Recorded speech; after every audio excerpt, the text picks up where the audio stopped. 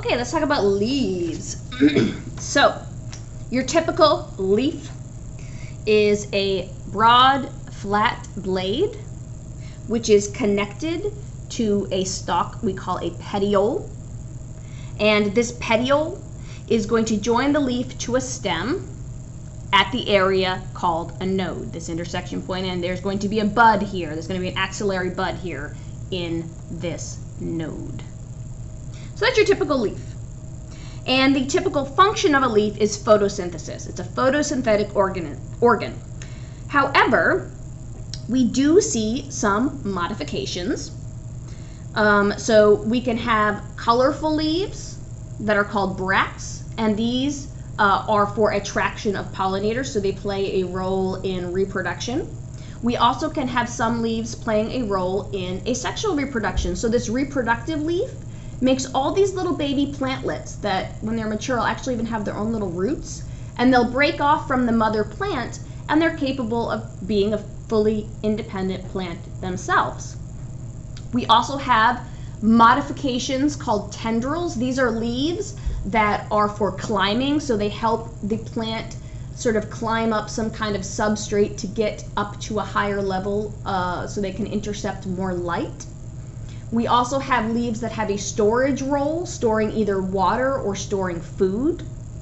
And we have some leaves, such as spines on a cactus, that have been modified to be just these little sharp, teeny tiny projections to protect the plant. So in the case of something like a cactus, this stem is modified to be the main photosynthetic organ, and the leaves don't really do any photosynthesis. They are for protection.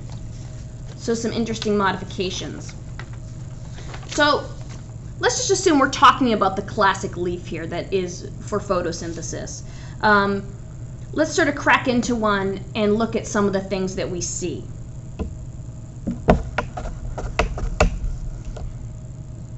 So one of the things we see in a leaf are stomata, which are for gas exchange. The leaves are where we're typically going to find stomata. So here's like a cutaway of a leaf, and here's a stomata. Here is a actual light micrograph of a stomata. So these stomata are going to allow CO2 in and O2 out, the two important gases for photosynthesis. Also, water vapor can escape through these stomata. So the guard cells on either side are important, very important, in regulating gas exchange and the loss of water vapor. So the ground tissue of the leaf is known as mesophyll. This mesophyll is packed with chloroplasts, which of course is the organelle responsible for photosynthesis. So depending on the type of leaf you're looking at, whether it's a monocot leaf or a eudicot leaf, sometimes we have two different distinct mesophyll types. If we're looking at a eudicot leaf, which is what this is, we have two distinct types of mesophyll. We have what we call the palisade mesophyll, which are these elongated, tightly packed cells that are clustered up near the epidermal surface. And we have what are called the spongy mesophyll, that are more loosely packed mesophyll cells with larger air spaces in between. If we're talking, so, and here's an actual light micrograph of that. So here's our palisade mesophyll up here, and then here is our more loosely packed spongy mesophyll. And you can see you've got your stomata there as well. So in a monocot leaf, like you see here, we don't have this differentiation between palisade and spongy mesophyll. It just kind of all looks the same. So the mesophyll cells are all in here. All this is mesophyll cell. It just isn't really differentiated. Another thing to point out, difference between monocots and eudicots in terms of leaves. is that in eudicots, you have stomata typically on the bottom side of the leaf only, whereas in monocots, you have stomata on both the bottom and the top side of the leaf.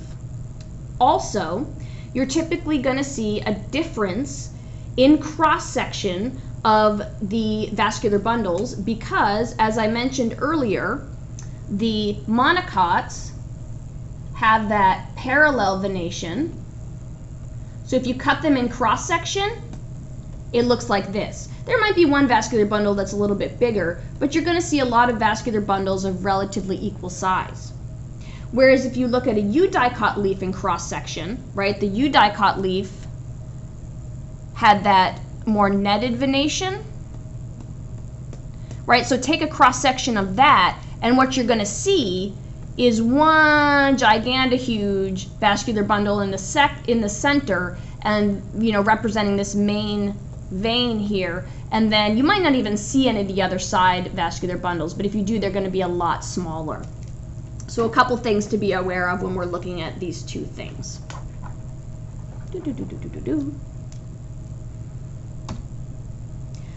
Okay, let's talk a little bit more about secondary growth. So not all plants are capable of secondary growth, but some are, and they are all, the gymnosperms are, and so are eudicots.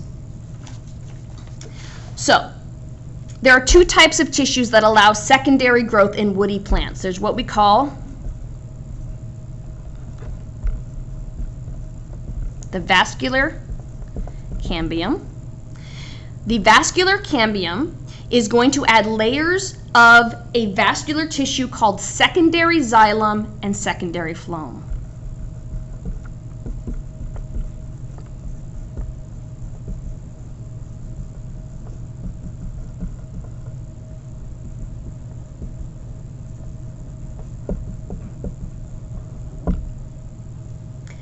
And there's what we call the cork cambium, which will replace the epidermis with the thicker tissue called the periderm. So the periderm. So the cork cambium and the vascular cambium are those lateral meristems that I talked about earlier. So let's take a look at if we take a cross-section through a woody twig. Okay, so, whoa, hey, didn't mean to do that. So let's take a look at this here. So we have our vascular cambium, which is this area right here, and our cork cambium, which is this orange right here. So these are meristems. They are those lateral meristems. And what they're going to be doing is adding layers. So the vascular cambium is going to be adding secondary xylem to the inside and secondary phloem to the outside. And it's going to be like, as the plant grows, it's just adding these in layers and layers and layers, so the plant gets thicker and thicker and thicker every time we add down a new layer of secondary xylem and phloem. The secondary xylem is what actually makes up the bulk of the secondary tissue of a plant. Secondary xylem is actually what we would call the wood of a tree.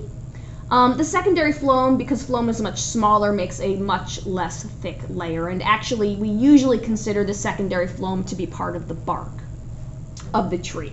And a lot of times, if you were to pull off the bark of a tree completely, you might take the secondary phloem with it, which would be very bad for the tree and would kill the tree. So please don't pull bark off trees.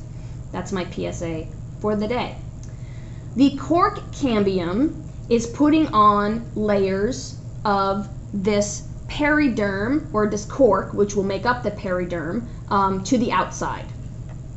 And the bark never gets as thick as the wood because it is in contact with the environment, so it's constantly sloughed off.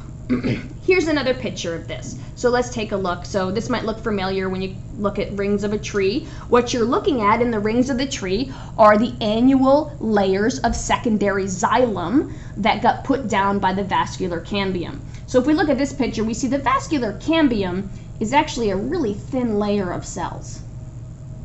And this vascular cambium is putting on secondary xylem to the inside, and so each of these layers represents a year's growth of the secondary xylem. And we have to the outside here, our vascular cambium is putting on this secondary phloem, and as you can see, it's not as thick of a layer. Our cork cambium is right here, and it is putting on cork cells to the outside. So this is what we call our periderm, the cork cambium and the cork that it makes. Typically, what we refer to as bark includes the secondary phloem and the periderm.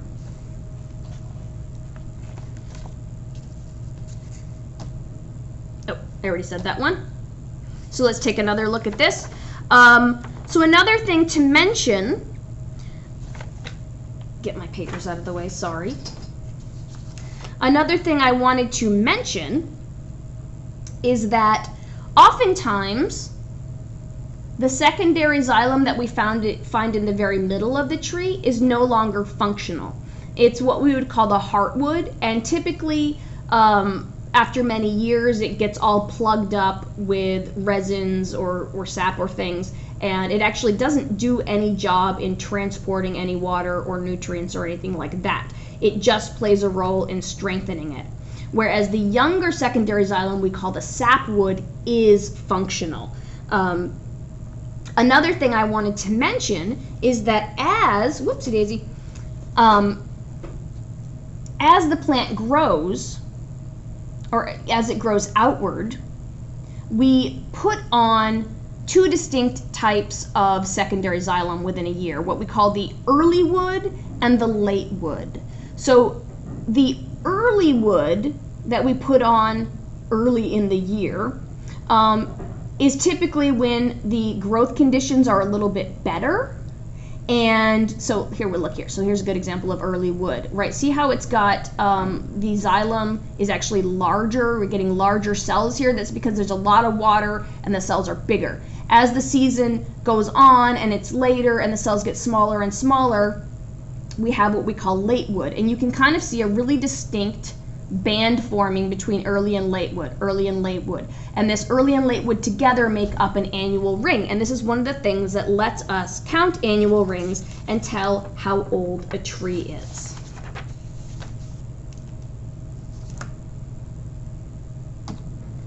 Okay, I think that's it. That's all I wanted to say.